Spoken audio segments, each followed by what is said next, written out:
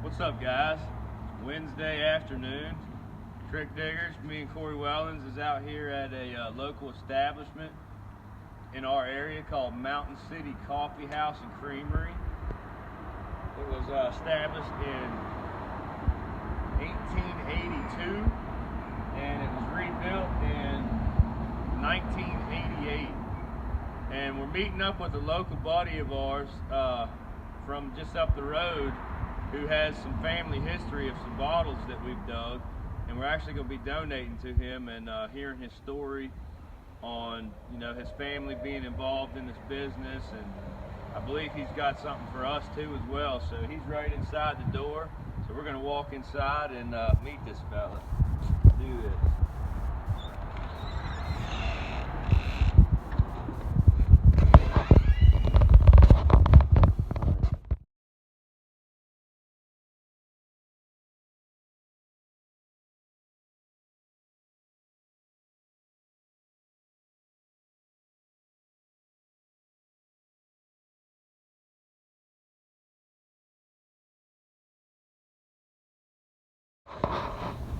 Alright guys, so this is the man, the myth, the legend, Rich Shockey, and we got a gift for him, and I believe he has a little bit of stuff for us.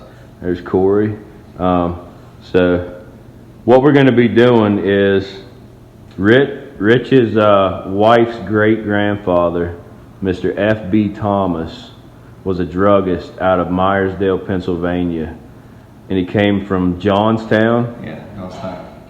And I'm basically just going to let Rich tell the story, and then we're going to get these bottles out and ooh and all over them. And so tell me a little bit about Mr. F.B. Thomas. Okay, so Frank B. Thomas and his brother arrived in Myersdale somewhere around 1889, 1890. And Frank was a pharmacist, and I think his brother dealt more in dry goods. They opened up a pharmacy on Main Street in Myersdale. The current G.C. Murphy building is actually on the site of the original pharmacy. Somewhere around the mid-1890s, I think Frank bought his brother out and moved to its location further down on Main Street next to the Morgan Tool Company. Is where the original pharmacy is. The current pharmacy is on Center Street, and I think that opened up sometime in the early 2000s. The original building where they had moved to in the mid-1890s was where my wife's great-grandfather had a business for over 100 years. Passed it on to his son, who's also Frank B. Thomas. That would have been her grandfather.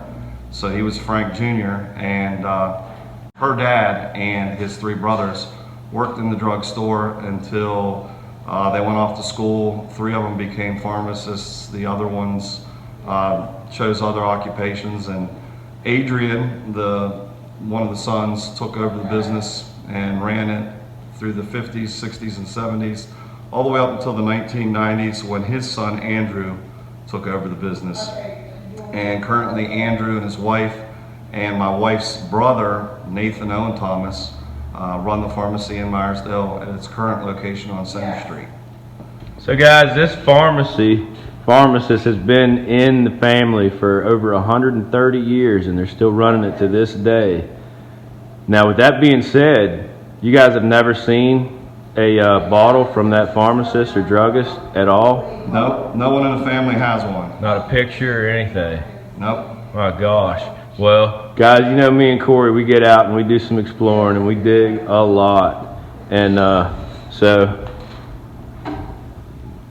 Corey's going to open up and we're going to show exactly what we brought for Rich and his family today that we're going to be donating to put right back into the family history. So now they have a little something, to remember Mr. F.B. by. A nice window in the back too. Hold that up for a minute. In the window. Yeah. Bottle number one. Bottle number one. Look at that, guys. The first one that Rich has ever seen right there. F.B. Thomas, leading druggist out of Myersdale, PA. This one came out of the river dump last year. And just absolutely beautiful. And I've done a lot of digging along that river over the years. all through the 80s, and I've never found one. Yeah, Rich put us on a couple dumps up that direction, and then here's the number 2, guys. Check this out. Awesome. Little different design. Different variation. F.B. Thomas, leading druggist out of Myersdale, PA. That's number 2 that we're donating to the family. Wow, I believe that to be a little bit older too, based on the It mold might be, yeah, I think. and the shape, you know. That one also came out of the river dump. Wow. And then, last but not least, look at this monster. Well, 16 ounce, I think it is. F.B. What do you think, Thomas, Brett, 16 leading ounce? druggist, Yeah, I'd say 16. Myersdale, PA. This came out of the railroad dump. Right at the end of last year, wasn't it, Corey? Mm-hmm. Yeah, all these can be seen in our videos, Doug Live, guys, but extremely rare. Not only that, only one's known. And you see it right here live. We're donating these back to the family. That's something else. That is amazing. You know, pre-Prohibition and even during Prohibition, a lot of times medicine was actually liquor. Oh, yeah. So my father-in-law has told me some stories from his dad, and said that a lot of times it was a lot of liquor being sold in these bottles. So this being the size of this one, I imagine this is Oh, that was probably 70% alcohol right there for sure. Man, they're going to be ecstatic when they see this. My wife she's really going to be happy, and I think my father-in-law and my brother-in-law are just going to be floored, along with my wife's cousins. Oh, we definitely couldn't think of any better place, you know, for them to go. So right back to all the family they all came the new from. variants we find to come will donate more. Yep, you guys hear that? From now on, anything that relates to F.B. Thomas or the family that we find is going to back to the family. That says a lot about your all's character too, as people. I mean, just that you feel that strongly about history and where it belongs says a lot about what you guys are doing. And I know there's a lot of people who probably appreciate your show for that reason. You guys are genuine, just good people, and you try to preserve history and get it back in the hands of people that really appreciate it. So, on behalf of the Thomas family, I want to say thanks. Thank you, Rich. Yeah, man. I mean, we haven't known you but a couple years, but we've become pretty good friends and gone on some nice adventures together. And we're going to go on a lot more too. Definitely looking forward to many more. So, without further ado, guys, let's see what Rich brought for us. We're just going to stay running live for the reveal. I have no idea when I saw this bottle that it had anything to do with Corey. I just knew it came from Westernport, and Westernport's a tiny little town, so there can only be so many people there. Tell you what, I'm just going to let you do the opening of it. I'm shaking just hearing the word Westernport right now. Yeah, I'll just let you. I packaged it all because I originally was going to send it to you, but doing this in person is awesome. And you want to use my keys and maybe cut the side of that paper key. I'm surprised he ain't just tore it completely up. There you go.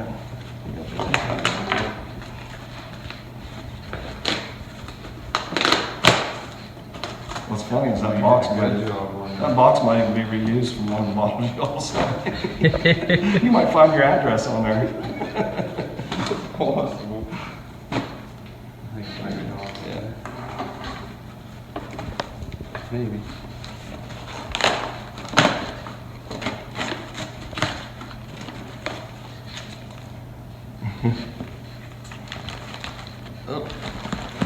Sorry, we'll clean it up. It's a good packing job.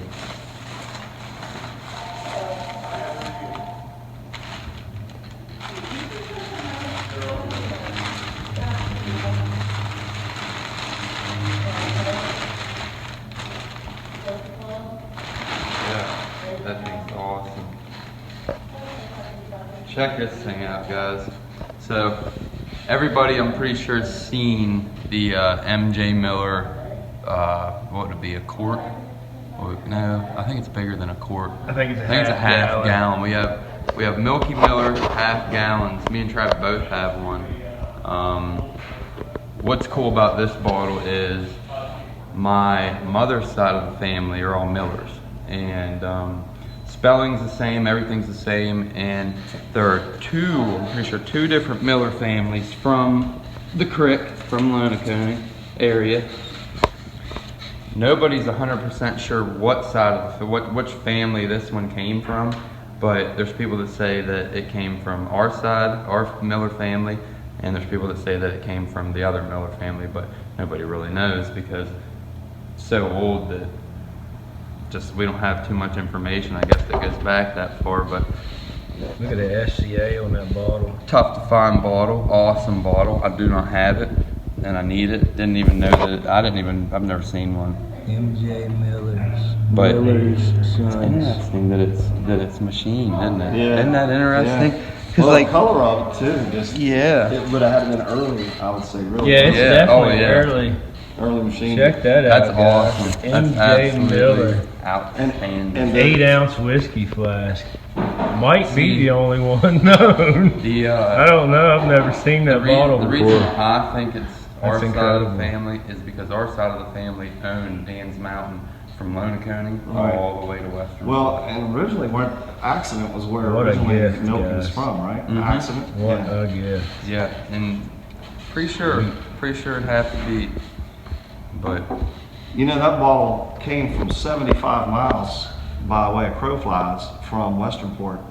That came from the Shenandoah Valley of Virginia. So wow. to think back then that a bottle could travel that far, because most bottles, you know, didn't go but a few miles from their bottler in the early days. Yeah. But, you know, I'm thinking with the railroad or mining or even the Civil War, well, it's not quite Civil War era, but, you know, with travel after the Civil War, it somehow made its way down there. Yeah, it's an But awesome that- bottle. Yeah, The SCA is real nice. yeah.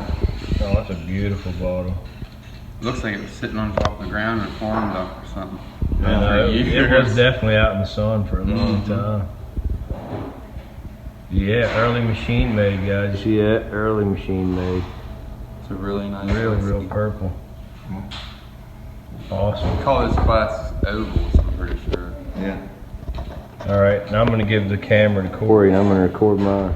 All right, guys. Rich has got something for Trav here. So I wasn't sure what to bring you because I know you're into squat sodas, and unfortunately I couldn't find any squat sodas from Waynesboro or Stanton area or Virginia, because I know that's where you're originally from. And I didn't know if you'd be interested in Baltimore or not, because that's a little distance from Cumberland. So I wanted to try find something that was a little bit hard to find, hard to come by, but maybe had some attachment to you. And so I did find something Cumberland that when it comes to digging, you don't find these because they get completely rusted up and disintegrate. It's not a bottle. So I'm giving you something that's not a bottle. There'll be bottles in your future, but this is something that I actually found in Virginia under a porch, and it is a old German crown top can, which they're very hard to come by. My gosh, look at that, guys. The original old German brand beer out of the Queen City Brewing Company, Cumberland, Maryland. It says copyrighted 1934. Really What are they called? nice Cone condition. tops? Cone top brews, yeah. And cone they, top. I mean, when they threw those Yeah, away, they Rich rusted up in brother. a matter of 10 they're- years. They're tough. So to find one with the graphics, it's still in good shape, kind of tough. Yeah, that'll look great in the office. So, I really appreciate that. yeah, man. I Thank appreciate you. you guys did for me too. That's awesome. Yeah. Love this hobby, guys. It takes you to places you never would have thought. You know, you start out getting out of your vehicle with a shovel and a probe, and next thing you know, you're meeting all these famous people and learning all the history from 130 years ago about your bottle you just dug, and it's incredible. It is incredible. Really appreciate all of you. Hope you enjoyed the show. Rich, thanks again, you. brother. Big time. Appreciate it. Thank you, Corey. All right, guys. See you next time.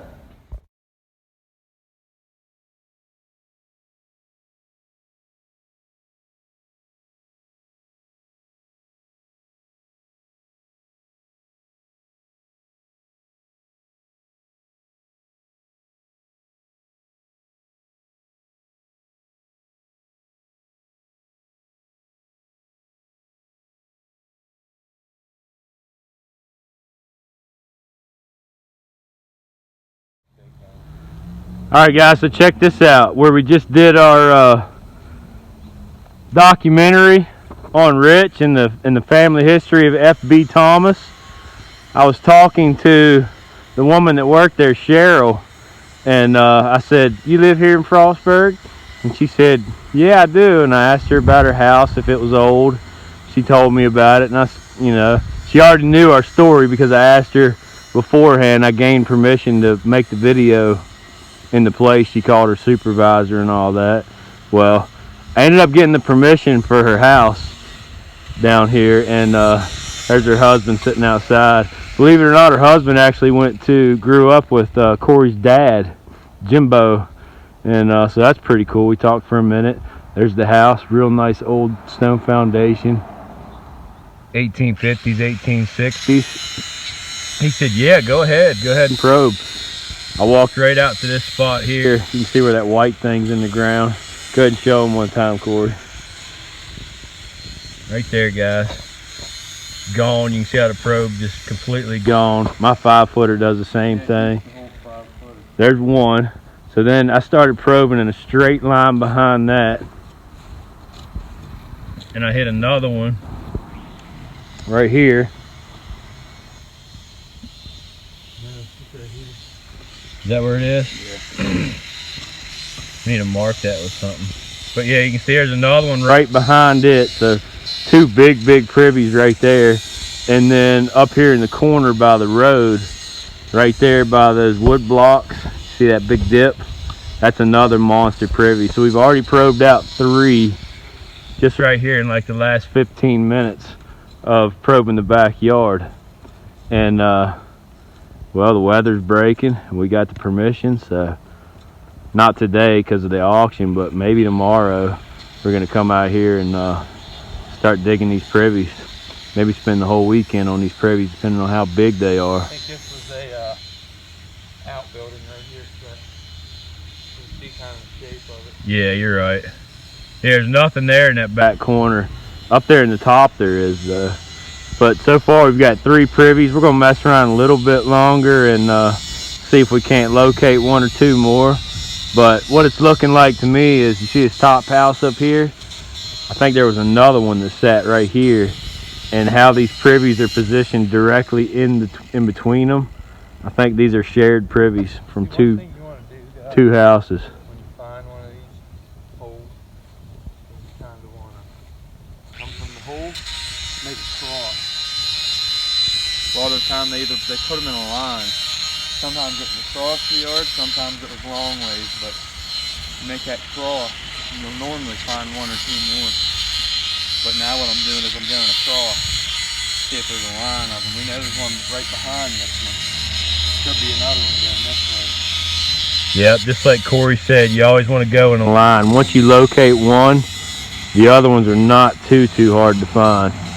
You just go in a line, and they're pretty close by. And this yard's really easy to probe, so we're finding them quick. It's not hard. The ground's nice and soft. You can feel the clay down there. Another thing you want to watch for, right there, gas line. Oh yeah, always watch for gas lines. You want to go out to your street. You want to make sure you know where the gas line's running. I already checked it. You can see a little yellow marker right there underneath that.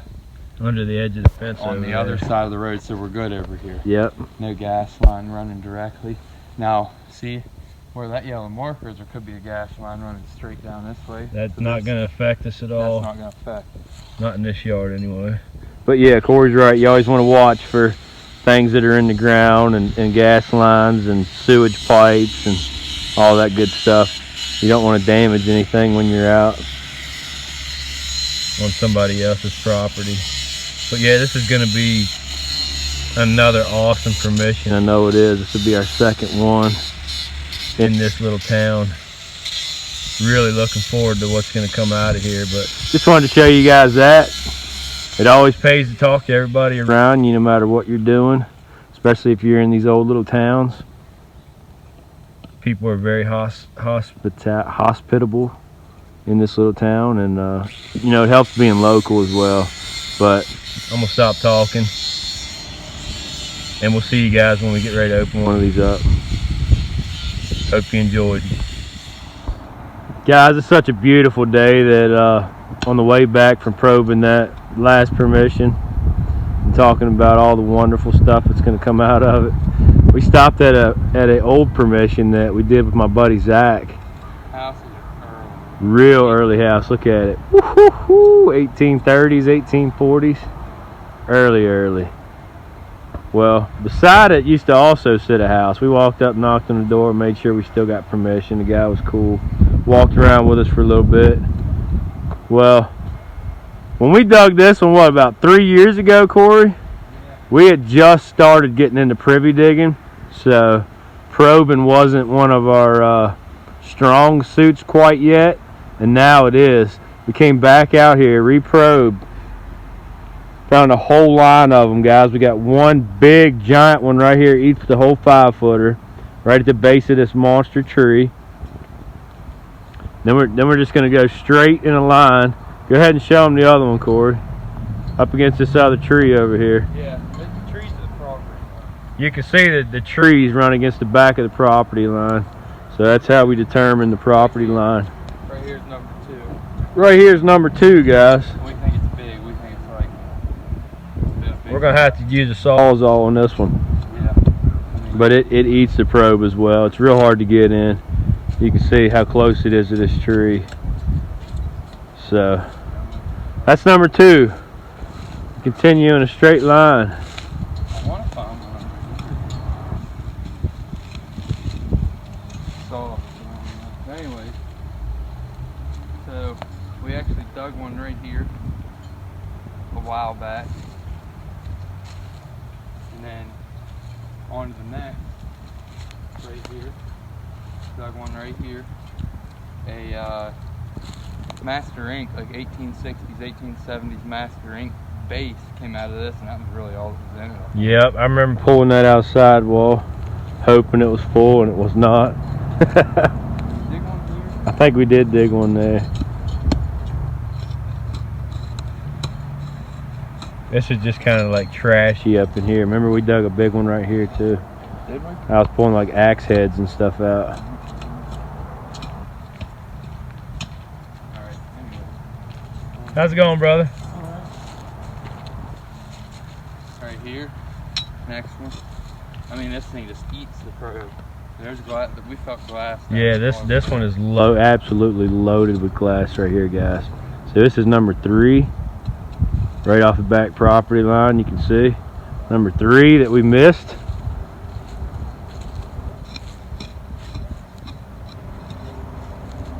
I think there's one here, but we also think we might have dug it.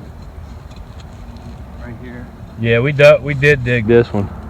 I'm going to show you how I can tell. If you look really close at the grass, you can see a faint line. Alright, so that was 3. Dug one right here. Definitely dug one right 2 there. broken Cumberland shot glasses come out of that. 2 broken Cumberland shot glasses. Me and Zach dug this one right here. Had those weird shaped rectangle barrels in it. And then right here is one full of water, but it is a pit. So that's number 4 right here where I'm standing. And then over here by this bush, we also located another one, guys. Look at that. Gone. 5 privies that we just found after getting better at probing.